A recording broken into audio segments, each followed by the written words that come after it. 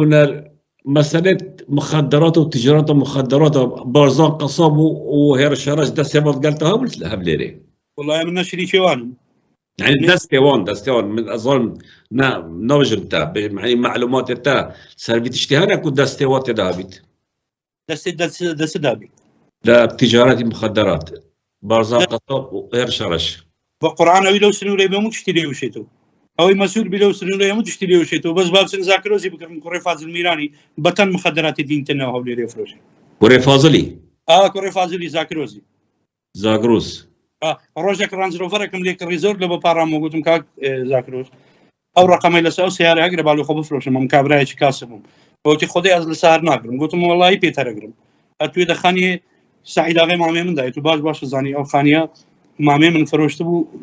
سروچي کوسکردو مامي گورا